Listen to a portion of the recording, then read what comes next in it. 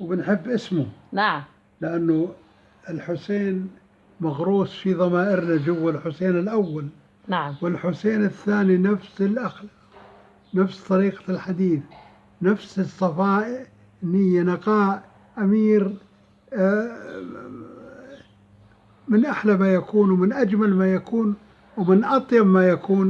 ما شاء الله. تحس إنك قاعد مع ابنك أو مع أخوك، نعم مع التربية. أبوك. ها؟ نعم التربية، نعم التربية. يا سلام يا سلام. هاي تربية يعني جلالة سيدنا الملك عبد الله أنا وجلالة عشت الله الملك. يرحمه، يعني كان يجينا كل يوم على سلاح الجو الملك حسين.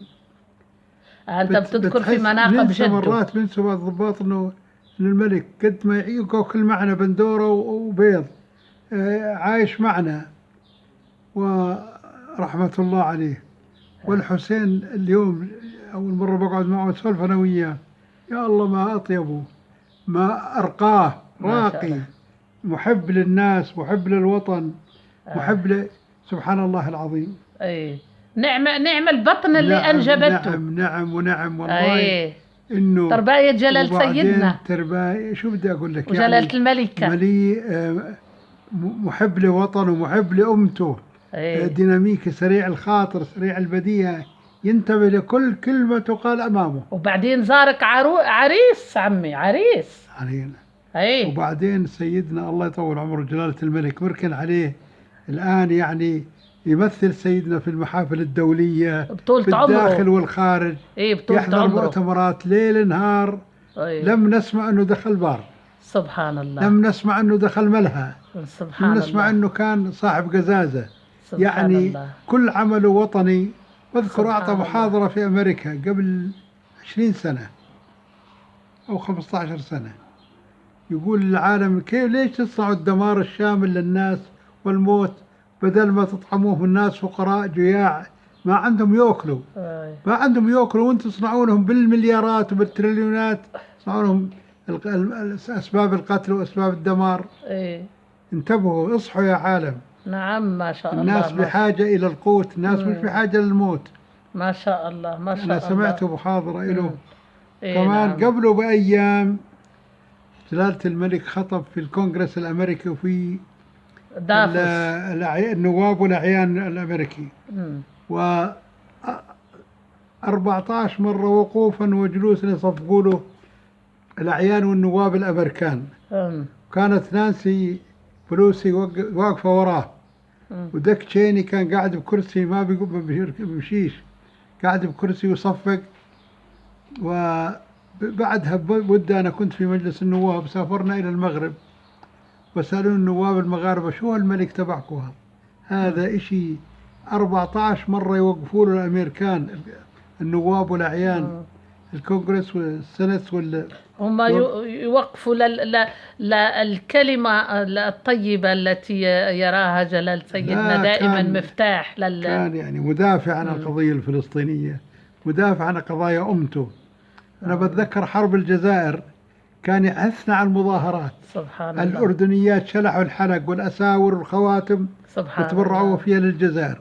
وبتذكر العدوان الثلاثي على مصر 56 كان يحثنا على المظاهرة، وكان طلب من عبد الناصر يفتح جبهة من هون، من عنا من هون، وترجى جمال عبد الناصر قال لا جلالة الملك حتسقط الضفة الغربية أن دخلت. إذن هذه كانت بعدين حرب العراق الأخيرة هذه اللي راح فيها صدام، ما تخلى عن العراق، لم يتخلى عن الجزائر بمحنتها، الملك حسين لم يتخلى عن أيام العدوان الثلاثي بمصر، لم يتخلى عن مصر. وحرب العراق بالثلاثة أيام صدام رحمة الله على صدام، لم يتخلى عن العراق. دائما الحسين مع أمته، والهاشميين لا يستطيعوا أن يتخلوا عن أمتهم أبدا. إذن عم الشيخ برجس في هذا اليوم الذي زاره عريس المملكة الأردنية الهاشمية ولي العهد الأمير الحسين بن عبد الله، غانما بارا بوالديه وغانما بأخلاق الهاشميين، الأمر الذي جعل عم الشيخ برجس الحديد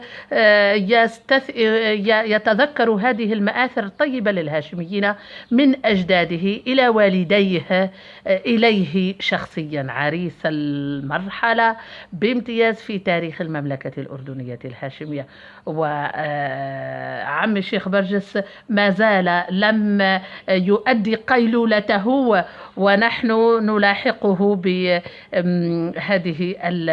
الجلسة الطيبة، وهو من الفجر حتى الآن بين أدعية وصلوات ليرفع شأن الأردن غانما وشأن أبنائه وكل الخير لكل الأردنيين.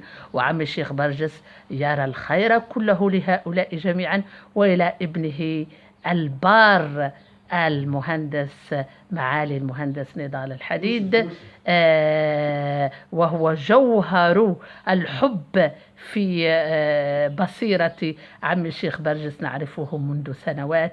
هذا هو حبه، وهذا هو إيمانه، وهذا هو يقينه في المملكة الأردنية الهاشمية، مصلحا غانما وشيخ للقضاء العشائري، صورة عن بنية العقل الأردني مرة أخرى، ودائما الأردن أولا. وشكرا. شكرا يا دكتورة، شكرا.